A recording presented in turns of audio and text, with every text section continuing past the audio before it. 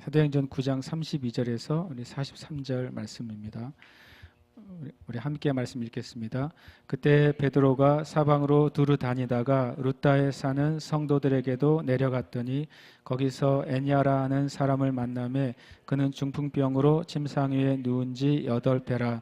베드로가 이르되 애니아야, 예수 그리스도께서 너를 낫게 하시니 일어나 네 자리를 정돈하라 한데 곧 일어나니 루다와 사론에 사는 사람들이 다 그를 보고 주께로 돌아오니라.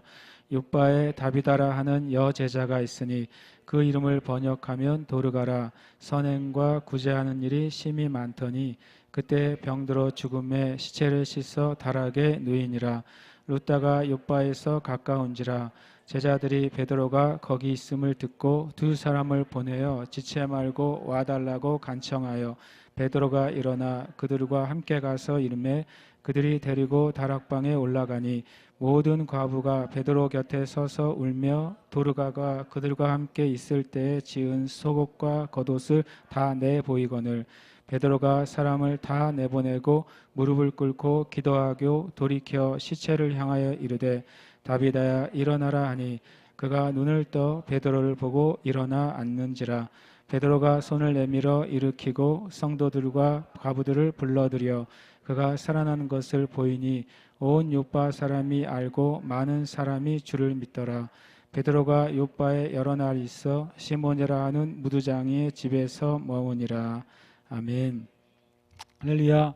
아멘. 오늘 이 시간 우리가 말씀을 들을 때 베드로 사도에게 임하시고 또 베드로를 통해서 역사하셨던 그 성령님의 은혜가 또 우리 모두에게 임하는 시간이 되기를 축복합니다. 아멘.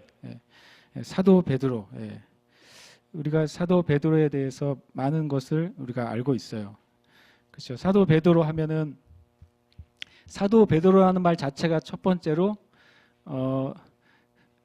잘 익숙하지가 않아요. 우리는 사도 하면 뒤에 나오는데 익숙한 분이 누구예요? 사도 바울이죠. 하도 사도 바울, 사도 바울, 사도 바울 해가지고 이 사도 하면 뒤에 바울이 자동적으로 나올 수준이에요. 왜 그럴까 봤더니 성경을 제일 많이 썼어요, 사도 바울이. 성경 쓸 때마다 그 성경의 제일 첫 장, 첫 줄에는 항상 나 사도 바울은 꼭 그 얘기가 나옵니다. 하나님의 그 뜻으로 사도된 나 바울 또는 나는 어떤 사도 바울 이렇게 꼭 그 얘기가 들어가니까 이 교회 이 성경을 읽은 분들 안에는 사도 그러면 뒤에 사도 바울 또는 사도 요한 이렇게 그냥 자동적으로 나와요. 왜냐하면 성경을 제일 많이 썼거든요. 이 사도 베드로는 사도 바울에 비해서는 베드로 전후서 딱 2개밖에 써 있지 않고 그나마도 이제 양적으로 본다면 이 사도 바울에 비해서는 굉장히 아주 작죠.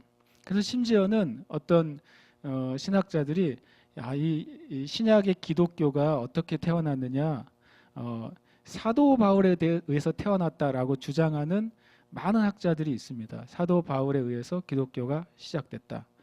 이거 첫 번째로는 아주 비성경적입니다.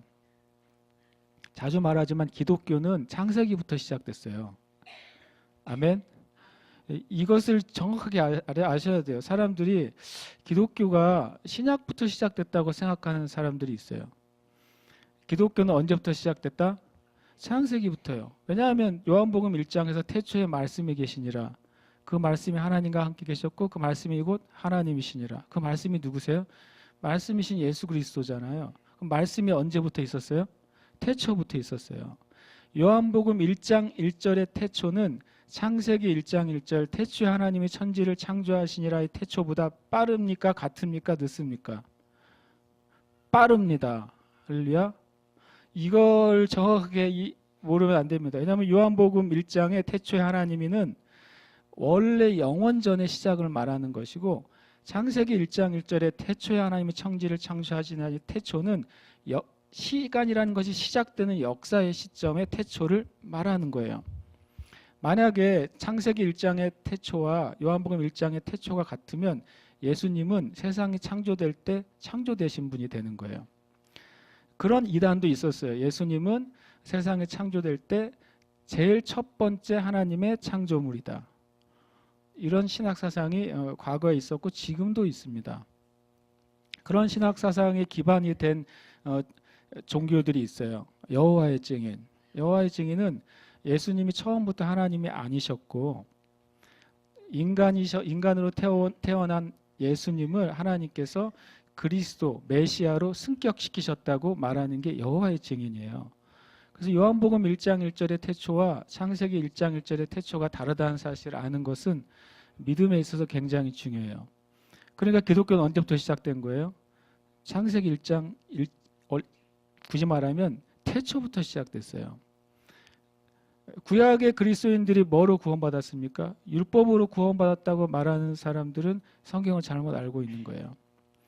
구약의 그리스도인들은, 제가 구약의 그리스도인이라는 말 일부러 씁니다. 왜냐하면 기독교는 마태복음 1장에서 시작된 것이 아니에요.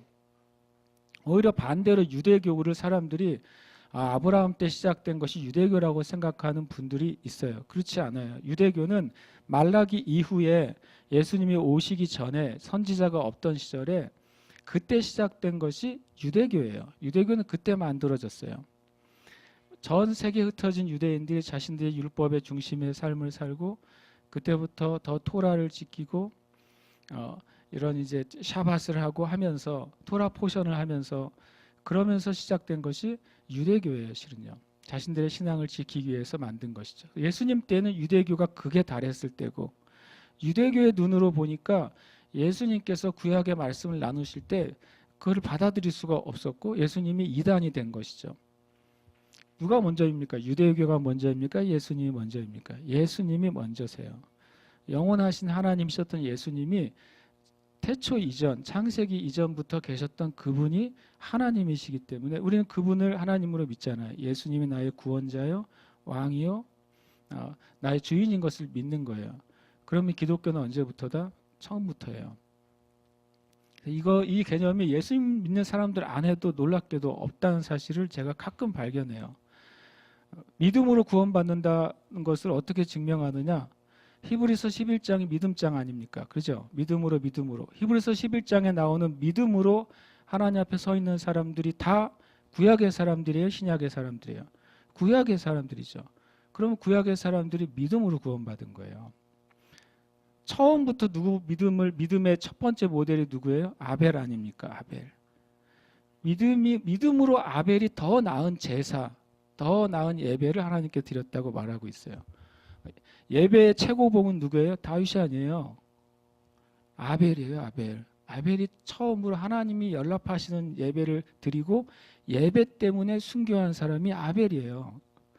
우리의 그 신앙의 근원을 항상 맨 처음으로 가져가야 돼요. 모든 신앙의 근원을 성경의 맨 처음으로 가져갔을 때 우리의 신앙의 근원이 더 견고해지는 거죠. 중간쯤으로 가져가면 그 이전은 되게 불확실하게 되고 흔들리는 기초가 생기는 거예요. 사도 베드로 얘기하다 거기까지 갔는데 그 말을 하려고 아니었는데 갑자기 사도 베드로예요. 이 위대한 사도 베드로. 하지만 기독교의 시작은 사도 바울이 아니에요. 사도 베드로도 아니에요. 예수 그리스도시죠.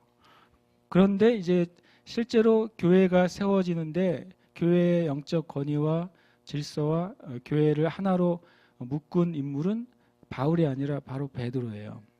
베드로의 영적 권위 안에 초대교회가 세워졌고 베드로의 영적 권위 안에 치리가 이루어졌고 베드로의 영적 권위 안에 교회의 문제들이 세워지기 시작했어요. 그래서 사도 베드로는 정말 위대한 하나님의 사도예요. 그래서 우리가 사도 베드로의 이야기를 듣게 해서 너무나도 반가워요. 사도 베드로가 언제 등장했다 사라지냐면 사도행전 8장에 보면 살짝 등장해요. 근데 직접 등장하는 게 아니라 살짝 등장해요. 사도행전 8장 1절에 보면 그날에 예루살렘에 있는 교회에서 큰 박해가 있어 사도 외에는 다 유대와 사마리아 모든 땅으로 흩어지니라. 여기 사도 베드로 이름은 안 나와 있지만 사도 베드로가 포함되어 있죠. 그러나 실제적으로 사도 베드로는 어느 이후에 나타나지 않냐면 한참 뒤에 사도행전 5장에 나와 있는 그 아나니아와 삽비라 사건 뒤에 사도 베드로가 잘 나타나지 않습니다. 그러다가 오늘 사도행전 9장 32절에 등장을 해요. 아주 오랜만에 나타나셨다가 또 좀 있으면 사라지세요. 12장 사도 베드로가 잡혔다가 초자연적인 천사의 도움으로 탈출을 하죠. 탈옥을 한 다음에 떠난 다음에 사도 베드로가 사라졌다가 나중에 사도행전 15장에서 율법이나 또 할례를 행하는 것이나 그런 것을 지키는 문제 때문에 제1회 사도행전의 전체 회의 공회가 열렸을 때 사도 베드로가 등장해요. 그리고 또 사라집니다. 그래서 사람들이 이렇게 사도 베드로가 드문드문 나타나니까 사도 베드로의 정말 사도성, 사도 베드로의 초대 교회의 그 영적 권위에 대해서 우리가 많이 주목하지 못하는 면이 있어요. 그런 사도 베드로는 진짜 위대한 하나님의 사도고 예수님의 사도예요. 사도 베드로를 교회가 많이 주목하지 못하니까 이 캐톨릭이 사도 베드로를 제1대 교황으로 만들어 버리고 왜 베드로가 왜 교황이 1대 교황이 됐을까 이렇게 생각해 봤어요. 왜냐하면 베드로가 순교한 자리가 로마였기 때문에 그래요. 베드로가 만약에 예루살렘에서 순교했다면 캐톨릭이 이 사도 베드로를 1대 교황으로 하기가 애매했을 거예요. 그런데 베드로 사도가 이 예루살렘에서 시작해서 오늘 보면 계속 복음을 전합니다. 그리고 예루살렘과 이스라엘 지역을 왔다 갔다 하면서 예루살렘을 중심으로 사역하지만 이스라엘 전 지역을 다니면서 복음을 전하다가 나중에는 이제 소아시아까지 건너가고 계속 건너가서 로마까지 이르게 됩니다. 그래서 이 전승에 의하면 또 어떤 이제 기독교 역사에 의하면 그 네로 시대에 이제 로마에 들어갑니다. 그래서 네로가 굉장히 좋아했던 마술사가 한 명 있는데 그 마술사와 베드로가 능력 대결을 펼쳐요. 그런데 그 마술사가 베드로의 그 권능에 완전히 박살이 나요. 그래서 네로가 열받아서 가둡니다. 그래서 열받아서 가뒀을 때 가둬 있는 그 감옥 안에서 베드로를 지키는 간수와 감옥 안에 있는 사람 45명인가를 주님께로 돌이켰다는 기록이 있어요. 그리고 9개월인가요? 감옥에 있다가 이제 베드로와 또 사도 바울이 비슷한 시기에 네로에 의해서 순교를 당하죠. 바울 사도는 목이 잘려서 순교를 당하고 베드로는 나는 예수님과 같이 감히 십자가에 못 박힐 수 없다고 자기가 자원해서 십자가에 거꾸로 못 박혀서 로마에서 순교하고 그 순교한 곳에 세워진 그 성당이 성 베드로 성당이에요. 지금 로마에 있는 성 베드로 성당 거의 뭐 캐톨릭의 상징이죠. 어마어마한 사이즈의 그 성당이죠. 하늘에서 보면은 천국의 열쇠 모양의 성당. 뭐 정말 큰 하나의 마을만한 성당이죠. 그렇게 되면서 이제 가톨릭의 이제 그 일대 교황으로 이렇게 높임을 받게 됐지만 그러나 실상은 베드로의 주 사역은 예루살렘 교회를 세우는 것이었고 예루살렘 교회 중심으로 교회의 사도적 권위와 또 교회의 영적 질서와 또 하나님의 일들이 펼쳐지도록 섬겼던 사도가 사도 베드로였던 것이죠.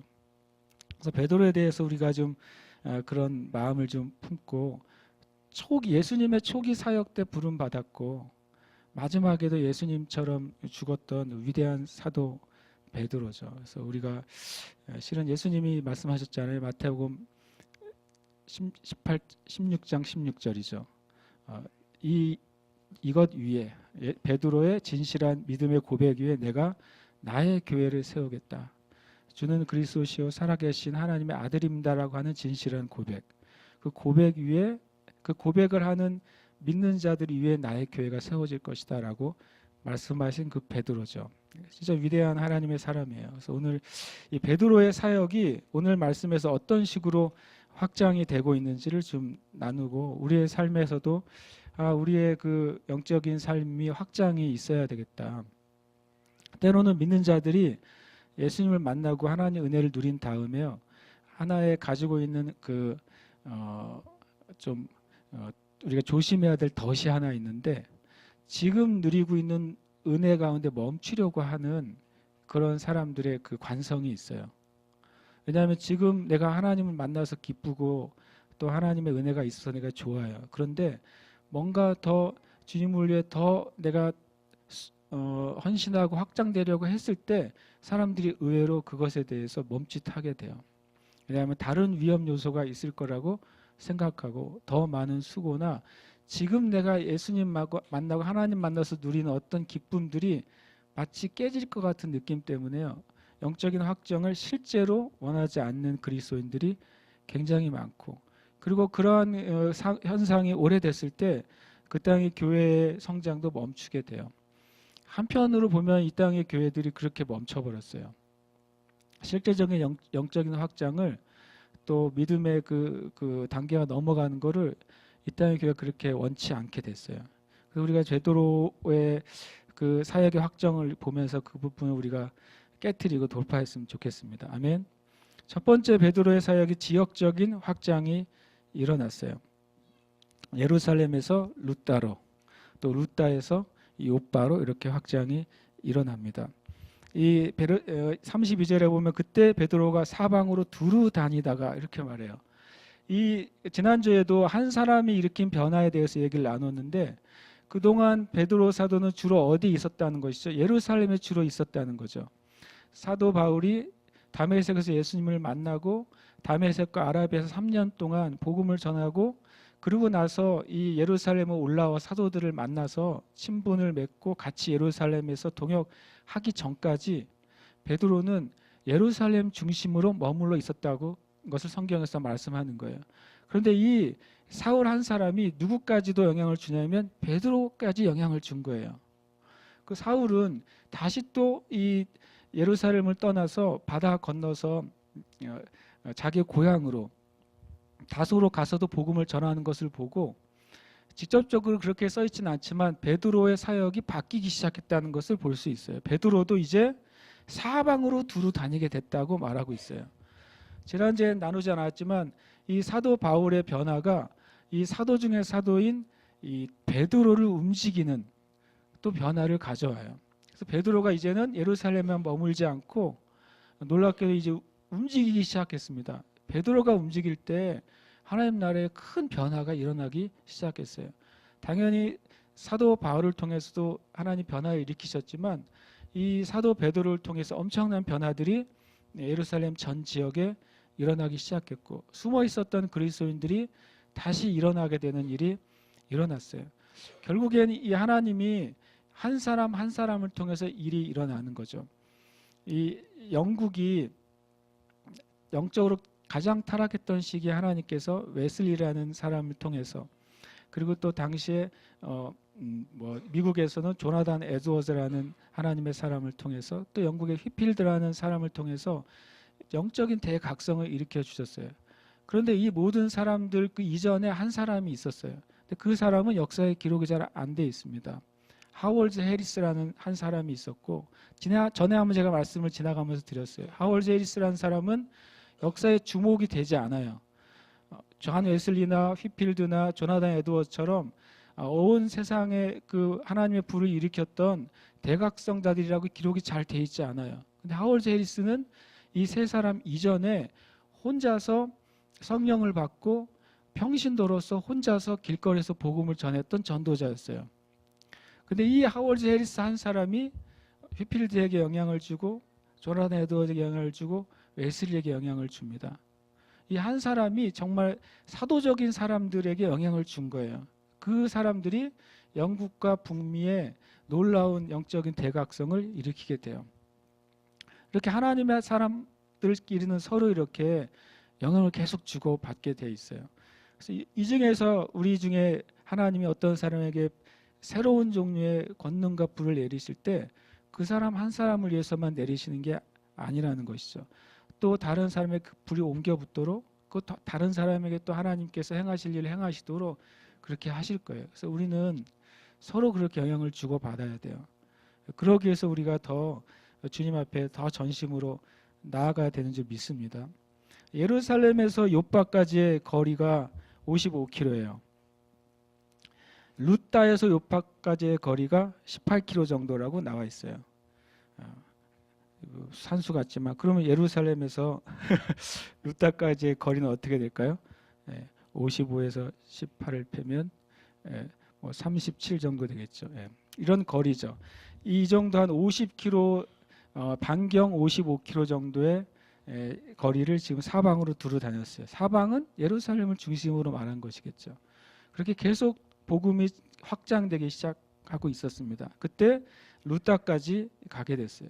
요빠는 해변에 있는 항구 도시고 예루살렘은 내륙의 도시고 그 가운데쯤에 있던 곳이 바로 루따라고 하는 곳이죠. 루따에 갔습니다. 그래서 지역이 이렇게 베드로 사도의 지역의 영역이 확장됐어요. 우리가 믿는 삶을 살 때 우리의 삶의 지역도 확장돼야 될 줄 믿습니다. 아멘. 사업을 하시는 분들도 믿음 안에서 그 사업의 영역이 확장되시길 축복해요. 하나님 나라를 위해서 확장이 돼야 돼요. 그런 일들이 우리 안에 계속 일어나야 되기를 축복합니다. 아멘.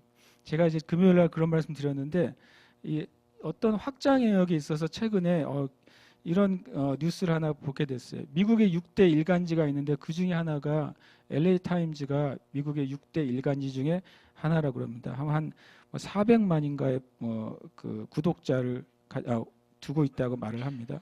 그런데 이때 최근에 순시용이라는 사람이 LA 타임즈를 인수했어요. 그리고 LA 타임즈를 비롯해서 2개의 신문을 또 인수했어요. 완전히 미국의 거대 그 신문 재벌이 탄생을 한 거예요. 근데 이 사람은 어떤 사람이냐면 굉장히 복잡한데 남아프리카 공화국에서 태어난 중국계 미국인이에요. 미국 사람인데 부모님이 중국계이고 그리고 태어난 것은 남아프리카 공화국에서 태어났어요. 그런데 이 사람의 직업은 외과 의사예요. 전혀 재벌이나 큰 기업, 대기업과 관계가 없는 사람이라는 거죠. 그 한 사람이 여기 기사에 의하면 외과 의사인 사람이 미국으로 건너가서 외과 의사를 개업하고 돈을 좀 벌어요.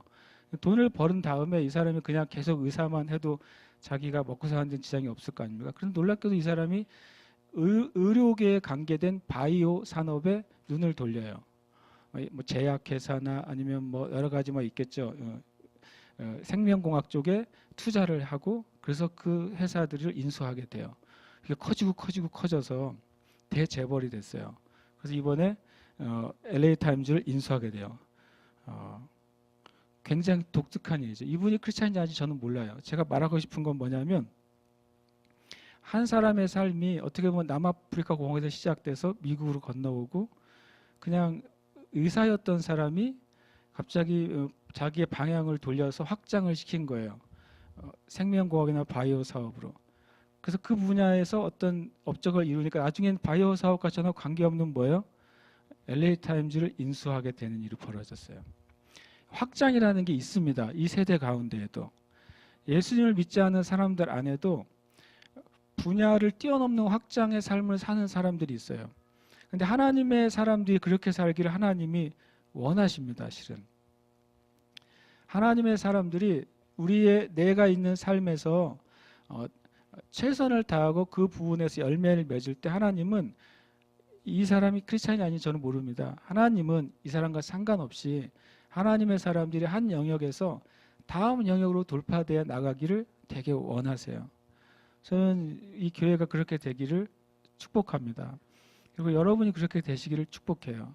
그냥 마냥 부자가 되고 재벌이 되고 잘 살아라 그런 의미가 아니라 이 세상에 무엇인가 잘못되고 있거나 진리가 아닌 방향으로 가고 있을 때 우리가 앉아서 신나게 욕을 한다고 바뀌지 않을 거 아니에요.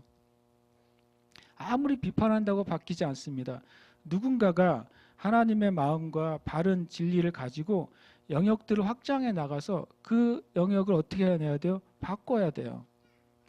그렇게 될 때만 세상이 바뀌는 것이지 우리가 앉아서 반찬 대신 사람을 씹으면서 술집에서는 안주 대신 누구를 씹으면서 그렇게 10년, 100년 산다고 세상이 바뀌지 않아요.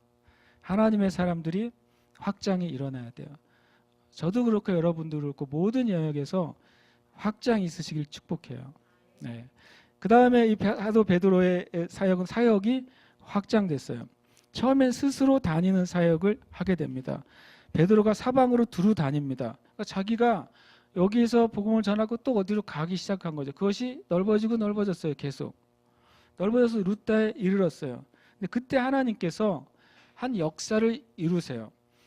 이 말씀 그대로 본다면 사도행전 전에 보면 베드로가 많은 이적을 일으켰거든요.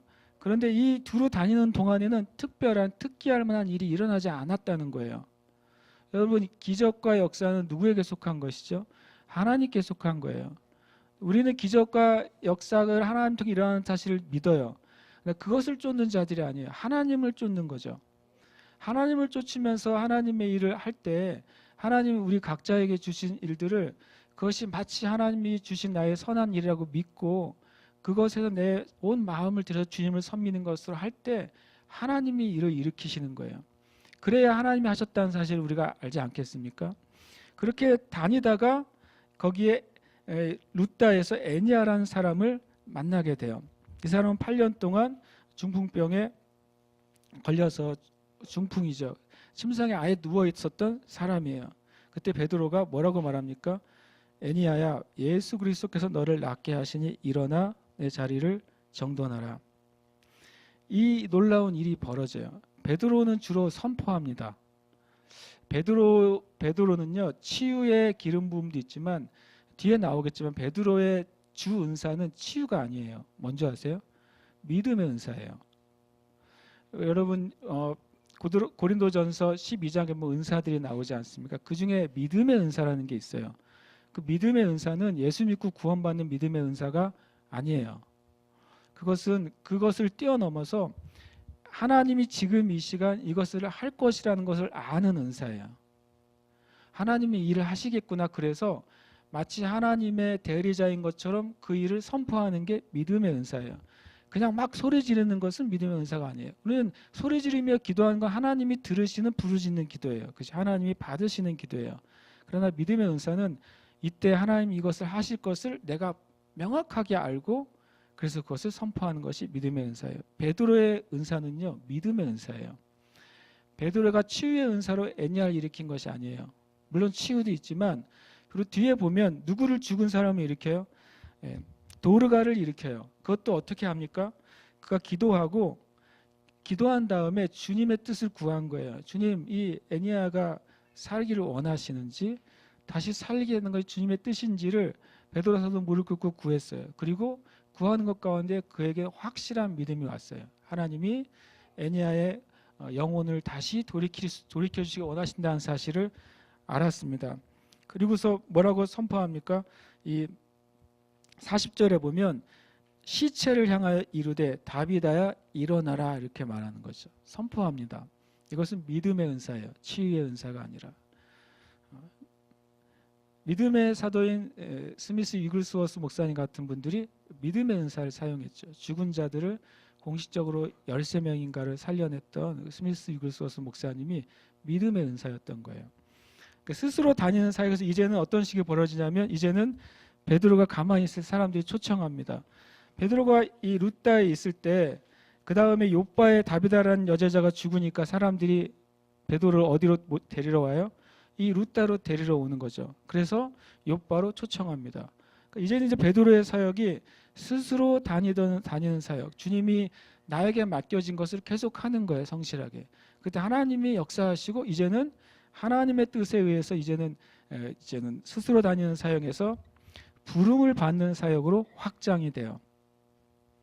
우리는 하나님께서 일을 행하시기 전까지 무엇을 해야 되냐면 나에게 맡겨진 하나님의 일을 계속하면 돼요. 계속 그냥 하면 됩니다. 주님께 맡겨드리고, 왜 나는 주님이 더 높은 단계로, 더 알려진 단계로 주님이 사역하게 하지 않으실까? 그것은 어떻게 보면 굉장히 미련한 생각이에요. 야고보서 이렇게 말씀하고 있습니다. 주님 앞에 겸손해라. 하나님께서 때가 되면 너를 높이실 것이다. 누군가를 높이고 낮추는 것은 하나님께 달려있다는 사실을 우리가 진실로 믿는다면 우리는 주님 앞에 얼마든지 더 오랜 시간이라도 우리는 겸손하게 하나님 앞에 우리가 맡겨진 일을 할 수 있는 것입니다. 이렇게 여러분의 사역도 주님 앞에서 이렇게 확장되시기를 축복해요. 많은 사람들이 여러분을 부르게 되기를 축복합니다. 그것이 이 땅의 영역의 어떤 것이든 하나님 나라의 영역이든 여러분들을 초청하고 불러서 하나님이 어떤 분이신지를 알리게 되시기를 축복합니다. 아멘. 여러분이 혼자서 홀로 주님 앞에 중보함의 영혼들을 위해 기도할 때 주님께서 어느 날 다른 사람들을 통해 여러분 초청하실 수 있어요. 누구를 위해 기도해 달라고, 또는 함께 기도하자고 초청할 수 있어요. 여러분들이 복음을 전하고 다닐 때 그 영혼들을 주님께로 인도하기 시작할 때 사람들이 여러분을 초청해서 누구에게 복음을 전해달라고 초청할 수 있어요. 아멘. 우리가 그렇게 살아야 돼요. 우리의 뜻과 우리의 그 비전을 따라 살 때 우리의 뜻과 우리의 비전이 무너지고 내 생각대로 되지 않을 때 얼마나 많은 사람들이 좌절하고 또 하나님에 대해서 마음의 쓴뿌리를 가집니까? 그러나 우리가 하나님 앞에 마땅히 해야 될 일을 할 때 하나님께서 확장시켜 주시고 또 우리를 부르게 될 것입니다. 아멘. 그 다음에 능력이 세 번째로 확장이 됐어요. 처음에는 베드로의 능력은 뭘로부터 시작됩니까? 설교의 능력이 확장되기 시작해요. 처음에는 두려워하던 자였어요. 베드로는 두려웠습니다. 이 계집 종이 나에게 너는 예수 파지라고 말했을 때 나 아니야 그랬단 말이죠. 예수님이 바로 앞에 코앞에 있는데도 자기도 예수님처럼 잡힐 것이 그 순간 너무 두려웠던 거예요. 베드로가 예수님을 사랑했고 예수님을 신뢰했고 믿었음에도 불구하고 마음 안에 있는 두려움이 처음에 극복되지 않았어요. 그 두려움이 뭐냐면 그래 내가 예수께 속한 자라고 하는 고백이에요. 이 첫 고백이 베드로에게 어려웠던 것이죠. 근데 성령님이 임한 다음에 이 첫 번째 베드로 안에 이렇게 묶여져 있던 그 자물쇠가 풀어지면서 나온 것은 그가 주님께 계속 들었던 그 말씀이 그 입술을 통해 선포되기 시작했어요. 첫 번째 베드로에는 이 말씀이 그 입에서 나오기 시작한 거예요. 제일 중요한 우리 믿는 자들의 능력은요, 진리를 말하는 능력이라고 저는 믿어요. 모두가 다 단위에서 설교할 필요는 없겠죠. 그러나 내 삶 가운데 진리와 복음을 말하는 능력이 시작이 돼야 돼요. 예수님을 자랑하는 능력이 시작돼야 돼요. 예수님이 좋은 분이고 하나님이 당신을 사랑하신다는 말이 우리의 삶에 굉장히 자연스럽고 그리고 굉장히 부드럽게 나오는 삶이 돼야 돼요. 이게 설교의 능력이 나타났어요. 그래서 처음에는 5,000명, 3,000명, 5,000명이 주님께 돌아오는 일이 이 베드로의 설교를 통해서 나타나게 됩니다. 그 다음에 능력이 어떻게 확장되냐면 다음에 치유의 능력으로 확장되기 시작합니다. 안전병을 일으키고요. 베드로의 그림자만 지나가도 병자들이 낫는 일이 벌어지기 시작했어요. 이것은 온전히 하나님께로부터 온 일이었죠. 이 능력이 설교의 능력에서 치유의 능력으로 확장이 되기 시작합니다. 그 다음에 베드로에게 영분별의 능력이 나타납니다. 아나니아와 삽비라가 주님께 자기 모든 걸 드린다고 말하지만 실상으로는 숨겨두고 자신들이 교회 안에 높아지고 사람들에게 영광받기를 구했을 때 사도 베드로가 한 번에 그것을 알아봅니다. 네가 어찌해서 성령님을 속이려고 하느냐. 되게 무서운 말이잖아요. 내 마음의 의도를 숨긴 채 어떻게 네가 믿음을 가장하려고 하느냐. 그래서 하나님께서 초대교회의 교회를 정결하게 하시기 위해서 이 베드로 사도의 영분별의 능력을 사용하셔서 교회를 깨끗하고 정결하게 하시는 일을 하시는 거예요. 이 베드로의 능력이 주님의 그 베드로에게 부으시는 것들이 계속 확장되고 있다는 것을 성경은 보여주고 있어요. 그 다음에 베드로가 믿음의 능력이 나타나요. 오늘의 말씀이 그 믿음의 사역이에요. 믿음으로 선포합니다. 뭐라고 말하냐면 애니야야 예수 그리스도가 너를 낫게 하시니 치유는 주님이 하신다고 말한 거죠. 너는 이제 일어나라 이렇게 말한 것이죠. 다비다를 향해서 다비다야 일어나라 이렇게 말한 거예요. 선포하는 것입니다. 베드로 안에 이 믿음의 능력이 나타났어요. 여러분도 믿음으로 말하시길 축복해요. 말했는데 안 일어나면 어떡해요? 그래도 하세요. 우리는 성경은 믿음은 뭐라고 되냐면 훈련하라고 되어 있어요. 믿음은 훈련해라. 진리를 가지고 훈련할 때 믿음의 권능이 나타날 것을 성경은 여러 번 말씀하고 있어요. 육체 훈련은 약간의 유익이 있으나 경건의 훈련은 범사에 유익하다고 말했어요. 육체도 훈련하지 않습니까? 오늘 한 번 했다가 잘 안 되면 내일 또 한 번 하면 내일은 한 번 반을 할 수 있을 거예요. 그리고 두 번 할 수 있게 되고 세 번 할 수 있게 되고. 제가 집에서 우리 아들이 원해서 산 운동기구가 하나 있는데 이렇게 우리 아들은 잘 안 하고 제가 열심히 하거든요. 근데 처음에는 하는 걸 한 번인가 두 번 하는 걸 힘들어했어요. 그래서 이제 우리 사모님의 증언이죠. 이렇게 평행봉에서 이렇게 그 이름 무림은 난 몰라요. 평행봉에서 한번 몸을 이렇게 구부렸다 펴는 걸 한 번, 두 번 하는 게 너무 힘들었어요. 힘이 없어서가 아니라 그 근력이 없었던 거죠. 그걸 제가 심심하면 해요. 심심하면 뭐 하는데 지금 몇 번 할까요? 한 번에 쉬지 않고. 예, 지금 한 30개 합니다. 굉장히 많이 늘었죠. 육체의 연습이 아주 단순하잖아요. 단순한데 이렇게 육체의 연습도 약간의 유익이 있어요. 큰 유익은 아니고 30번 한다고 제가 뭐 특별한 능력이 부여되는 것도 아니고 아무것도 아닌데 그렇다는 거죠. 그래서 성경은 경건의 훈련은 범사에 유익하다고 분명히 말씀하고 있는 거예요. 성경이 그렇게 말하고 있는데 여러분 왜 안 하십니까? 경건의 훈련이 그렇게 유익하다고 말하는데 왜 안 하세요? 우리 장로님 수영 잘하시는 장로님 앞에 그런 말하면 참 세발의 피인데 제가 수영을 5m도 못했어요. 왜냐하면 할 줄을 몰랐기 때문에 부끄럽죠. 그래서 작년부터 혼자 수영장 가서 유튜브 보고 수영을 시작했어요. 유튜브 보고 마음은 원이로되 육신은 약해서 계속 물만 엄청 먹었어요.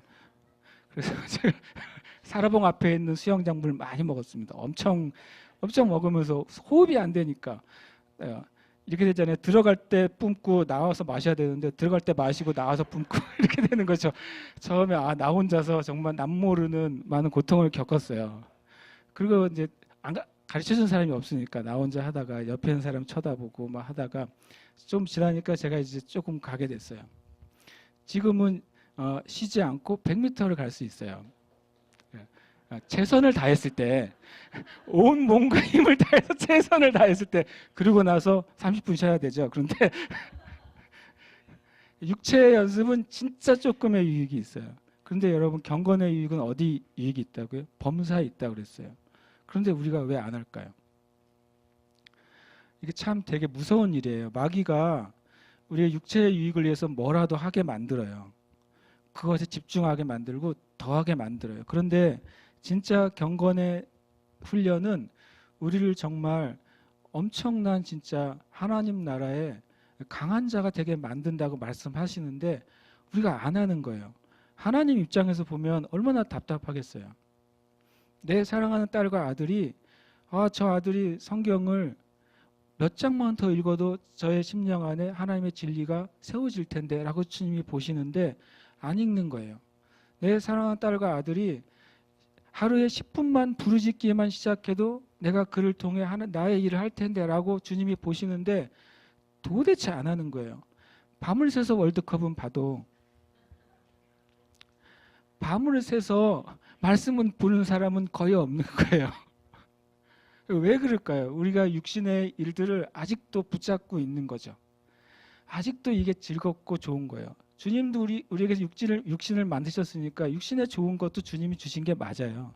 그걸 부정하는 게 아니라 이 능력이 주님께서 우리에게 능력을 주길 원하시고 확장되길 정말로 원하시는 거예요.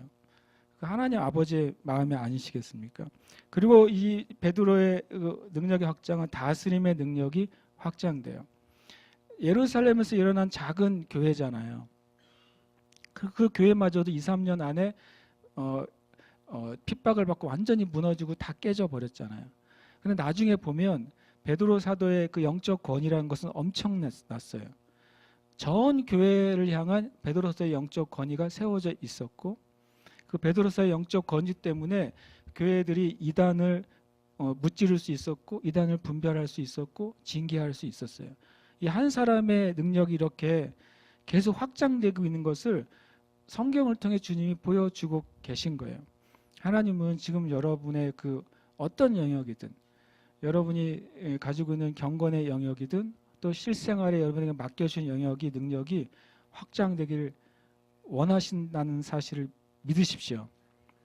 이렇게 고백해야 돼요. 주님 하나님은 내가 이 영역 가운데 확장되길 원하신다.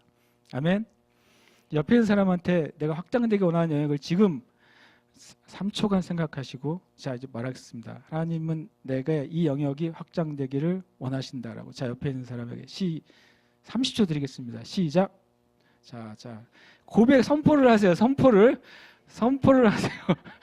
선포 안 하십니까? 자 여기 빨리 하십시오. 다 보입니다. 선포하는지 안 하는지. 선포하고 계십니까? 예, 아멘. 예. 믿음으로 말하십시오. 공부하는 사람은 나는 하나님이 내 공부하는 시험 점수를 몇십 점을 확장하기를 원하신다고 믿습니다라고 말하고, 영어를 잘하고 싶은 사람은 주님이 나에게 영어를 뛰어넘어서 불어까지 잘하게 하시기를 믿습니다라고 고백하시길 축복합니다. 하나님 확장하시기를 원하십니다. 그래서 제가 고민해봤어요. 이렇게 베드로 사도가 능력도 설교도 치유도 영불별도 믿음도 다스림도 확장됐는데 베드로 사도의 그 확장의 비밀이 뭔가? 이게 중요하잖아요. 도대체 베드로 사도는 무엇 때문에 하나님께서 이 베드로의 그 사역과 또 베드로의 영역들을 계속 확장시켜 주셨을까? 첫 번째는 기도예요. 우리가 아는 것처럼 처음에 3장에서도 베드로 사도가 제9시 기도 시간에 자기의 기도 시간을 계속 베드로 사도는 드렸다는 거예요. 성령님이 임하시고 불이 받고 능력이 임하면 기도를 멈추면 되겠습니까? 아니죠. 내가 정말 열심히 해서 하나님이 응답해 주셨어요. 그럼 그 다음날 사람들이 기도를 안 해요. 그래서 능력이 확장이 안 되는 거죠. 내가 기도해서 하나님이 응답해 주셨고 기도해서 은혜를 내가 받았어요. 할렐루야 주님 이루어져서 감사합니다. 근데 땡.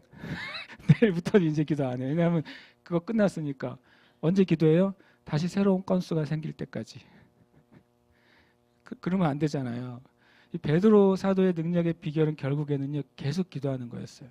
우리가 뒤에 10장에 이제 나중에 욥바에 있다가 어디로 또 이동해요? 또 누가 부르잖아요. 고넬료가 또 부릅니다. 처음에는 루다에 있다가 사람들이 다비다 때문에 초청받아서 가서, 그래서 이제 욥바에서 이제 사역을 하다가 욥바에 계속 있는데 이제 또 누가 불러요? 고넬료가 환상 가운데 천사의 명령을 받고 또 베드로를 부르러 사람을 보내네요. 그래서 또 가이사랴로 가는 거예요. 이렇게 계속 베드로가 부름을 받고 이동하게 되죠. 그때 어떻게 부름받냐면 그가 기도 중에라고 말하고 있어요. 자기의 기도 때에 환상이 열리고 하나님의 뜻을 보게 되고 이 고넬료를 따라갈 수 있게 되죠. 베드로는 실은 사도 베드로는 진짜 기도의 사람인 것이죠. 자기의 기도 시간을 자기가 지켰던 사람이에요. 어떻게 보면 자기의 삶에 있어서 지금 밑에서는 밥을 준비하고 있는데 베드로는 옥상에서 기도하고 있는 거죠. 제일 어려운 것이 밥 냄새가 나는데 기도하는 거라고 저는 생각해요. 굉장히 어려운 일이거든요. 성경에 보면 다음 주에 우리가 사진 10장을 보겠지만 베드로가 배고팠다 그랬어요. 시장한 상태에서 밑에서 식사를 준비하고 있어요. 보통 배가 고픈데 식사를 준비하고 있으면 뭘 할까요? 스마트폰을 하겠죠. 이렇게 이것저것 보겠죠. 그런데 베드로는 뭐 했어요?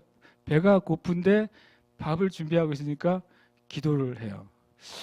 큰일 났네. 나도 이번 주부터 집에서 배가 고픈데 사모님이 밥을 준비하면 나는 올라가서 기도해야 되는데.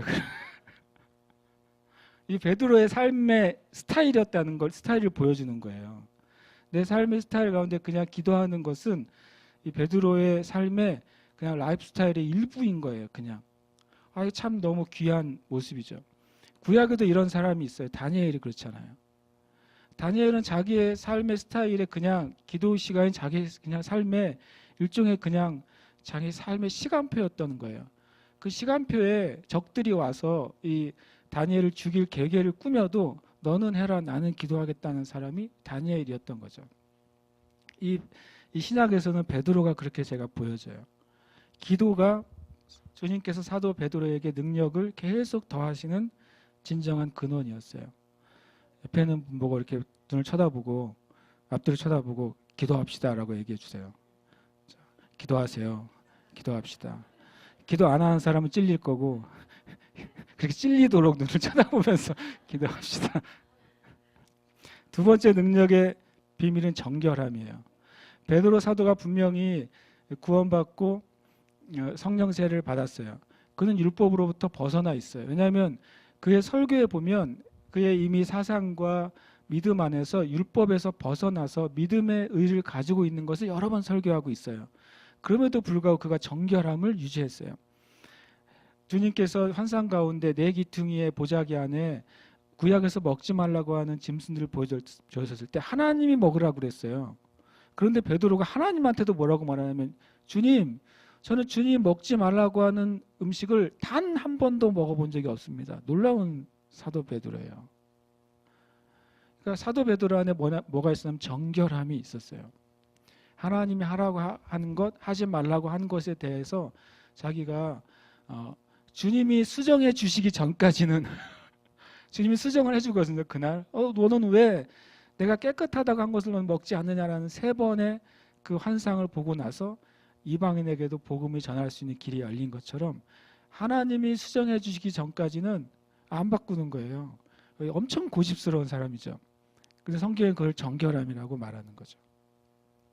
정결함이 필요해요. 지금 세대의 교회가 너무 빨리 이 세상과 빨리 타협해 버려요.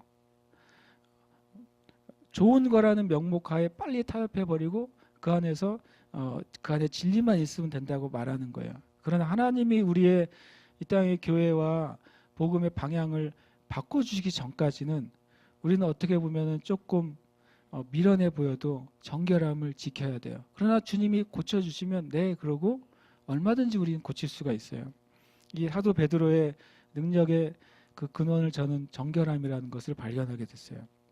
세 번째로는 담대함이에요. 사도 베드로가 굉장히 두려워했던 사람이 이제는 그가 굉장히 담대하게 됩니다. 공회 앞에서 담대하게 말하고 수천 명, 수만 명 앞에서도 담대하게 말합니다. 여기서는 이 오랫동안 병든 사람 앞에서도 담대하게 하나님 하실 것을 선포해요. 죽은 자 앞에서도 담대하게 하나님 하실 것을 선포해요. 확률적으로 보면 안 일어날 수도 있죠. 확률적으로 선포한 것이 성취하지 않을 수도 있죠. 그런데 사도 베드로는 하나님이 하기를 원하신다면 내가 그걸 선포하겠다는 담대함이 있었던 거예요. 이 담대함이 하나님이 베드로의 삶을 확장시키시는 근원이 됐고 능력의 근원이 됐어요. 마지막으로 사도 베드로의 능력의 근원은 순종이에요. 너무나도 귀한 성품이죠. 이 베드로가 되게 단무지의 그 전형이잖아요. 단순하고 무식하고 지랄 같은 이 단무지라고 하죠. 예전에 학교 다닐 때 공대생들을 보고 단무지라고 그랬는데 베드로가 그랬잖아요. 어떻게 보면 되게 단순하고 그랬어요. 그리고 굉장히 있는 그대로 그냥 막 거르지 않은 말들을 하고 마음에는 원이지만 자기 육신이 준비가 안 된데도 막 내뱉었었어요. 그런데 이 사람이 굉장히 겸손하게 되고 굉장히 신중하게 되고 그리고 주님 앞에 순종하는 사람이 됐어요. 이 순종의 그 비밀이 정말 놀라운 것 같아요. 순종의 비밀이. 최근에 여러분 글 올리셨는지 모르겠지만 이 김용희 선교사님의 아들 김성교 선교사님이 올린 글이 이제 인터넷에 많이 회자되고 있죠. 김용희 선교사님 복음학교 하시는 김용희 선교사님을 모 교단에서 이단으로 정죄하고 공청회까지 열게 됐어요. 제가 그 소식을 제가 이미 들었었는데 마음이 너무 쓰린 거예요. 저는 복음학교와 저하고 또 맞지 않는 부분도 있어요. 어떻게 다 모든 사역이 똑같이 맞겠어요. 그럼에도 불구하고 이 김용희 선교사라는 한 사람이 하나님 앞에 어떻게 헌신되어 있는지는 제가 정말 100% 신뢰가 돼요. 우리나라 교회 수천 교회에 가서 복음을 전했잖아요. 순수한 복음. 정말 주님을 위해 살고 죽는 것. 그분이 한 말씀들이 많이 있잖아요. 예수로 살고 예수로 죽는다. 내가 곧 죄요, 죄가 곧 나다. 이렇게 말씀하시고 우리에게 한국교회 실은 잃어버린 한국교회 그 복음의 순수성을 회복시켜준 하나님의 사람이에요. 저는 그렇게 믿어요. 그 사역의 방향이나 그것이 저하고 100% 맞지 않을지라도 그런데 이제 그분을 모 교단에서 이단으로 정죄하고 그 정죄한 것에 대해서 그 아들 선교사님이 아들이 5인데 다 선교사잖아요. 그분이 쓴 글을 보면서 한참 울었어요. 저는. 순종이요. 순종은 어떨 때는 이런 오해도 각오해요. 하나님 앞에 순종했을 때 오해를 받고 심지어는 정죄를 받고 심지어는 왕따를 받을 수도 있어요. 순종은 위험한 겁니다. 여러분 주님께 순종하기 전에 좀 생각을 해보세요. 굉장히 위험해요. 이 순종은. 근데 순종이 위험한 것만큼 마귀에게도 위험한 게 하나님 백성의 순종이에요. 하나님의 백성이 한번 순종했을 때 마귀의 그 왕국에서는 걷잡을 수 없는 혼란이 일어나는 거죠. 어떤 한 사람이 하나님 앞에 마음을 정한 것을 내가 끝까지 지키겠다고 결심했을 때 이 마귀의 나라에서는 엄청난 혼란이 벌어져요. 왜냐하면 한 사람이 마음을 정했을 때 이제 하나님의 일이 시작이 되거든요. 그럼 마귀가 그것을 도저히 막을 수가 없어요. 하나님은 이 땅에는 성도들의 기도를 사용하시고 순종하는 사람을 통해 역사하세요. 여러분과 제가 이 교회가 이렇게 되기를 간절히 원합니다. 그리고 축복합니다. 우리가 기도합시다. 시간 기도할 때 여러분이 주님 앞에 구하셨으면 좋겠어요. 하나님은 여러분의 삶이 확장되길 원하십니다. 하나님은 여러분의 그 삶의 영적이고 육체적이고 그리고 삶에 주신 하나님의 그 부르심과 영역이 확장되길 진심으로 원하세요. 그래서 하나님의 일이 나타나기를 원하십니다. 그래서 먼저 그걸 믿으세요. 하나님은 내 삶이 확장되길 원하신다. 하나님 아버지는 내 삶이 잘 되길 원하신다. 그 사실을 우리 자신이 믿어야 돼요. 그런데 그 능력의 근원은 이 4가지에 있어요. 기도와 정결함과 담대함과 순종이에요. 먼저 첫 번째 기도하실 때 주님 제 삶의 이런 영역이 하나님 안에서 확장되길 저는 간절히 구합니다. 하나님의 뜻 안에서 하나님의 영광을 위해서 확장되게 해 주시옵소서. 그리고 주님 제가 이 4가지 영역 기도와 정결함과 담대함과 순종의 영역 가운데 주님 제가 들어가게 해 주시옵소서. 제가 그 안에 제 삶을 드리겠습니다. 이렇게 우리가 헌신의 기도를 같이 함께 드리겠습니다. 함께 기도하겠습니다. 하나님 아버지 주님 사도 베드로를 통해 하나님께서 놀라운 일들을 행하시고 보여주셔서 감사합니다. 하나님 이 시간 주님 앞에 나아갑니다. 내 마음을 드려 주님께 나아갑니다. 아버지 하나님 주님께서 하나님 제 삶 가운데 하나님의 일들을 확장시키시거나 하심을 믿습니다. 하나님 주님께서 하나님 저의 설교를 확장시키기로 하신 줄 믿습니다. 하나님 제 설교를 통해 하나님 아버지 사람들이 하나님 진리를 알게 되고 영원히 구원받게 되기를 간절히 원합니다. 하나님 제가 말을 하는 자가 아니라 하나님의 말을 전하는 자가 되기를 원합니다.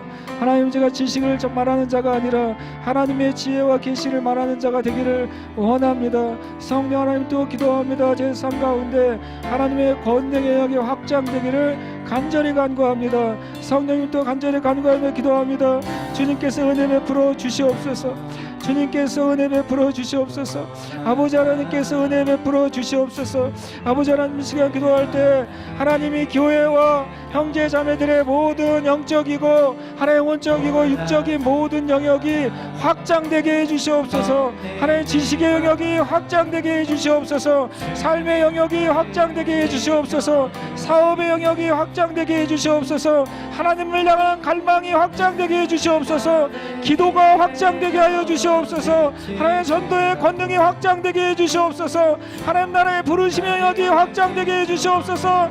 하나님 간절히 구하오니 멈춰있는 영가자매들이 한 사람도 없게 해주시고 하나님의 뜻과 하나님의 부르심과 비전을 따라서 계속해서 전진하며 나아갈 수 있도록 하나님 아버지 은혜를 허락하여 주시옵소서. 하나님 불을 내려주시옵소서. 하나님의 열정에 불을 내려주시고 하나님 시들어져가는 우리의 마음에 하나님 불을 붙여주시옵소서. 예배에 불을 붙여주시고 기도에 불을 붙여주시고 하나님 진리에 불을 붙여주시옵소서. 하나님 낮아진 마음 가운데 힘을 내서 전심으로 달려나갈 수 있도록 두려워하지 않는 믿음을 가지고 달려나갈 수 있도록 주여 은혜를 베풀어 주시옵소서.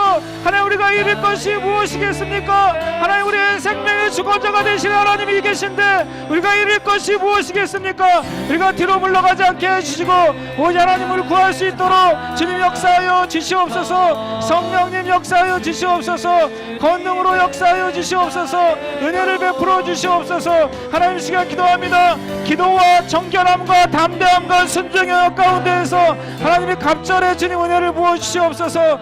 갑절의 기도의 권능을 부어주시고 갑절의 정결함과 거룩함을 살게 해주시고 갑절로 담대하게 해주시옵시고 하나님, 이전보다 더 순종하는 하나님의 백성들이 되도록 주님 베풀어 주시고 역사하여 주시옵소서. 할렐루야. 주님 찬양합니다. 아멘. 아멘. 주님 감사드리고 찬양합니다. 아멘. 주님 감사합니다. 아멘. 주님 감사합니다. 주님을 찬양합니다. 할렐루야. 주님을 찬양합니다. 하나님, 시가 우리가 하나님 나라의 확장을 위해서 또 우리 교회와 형제자매들 확장을 위해 기도하게 하시니 감사합니다.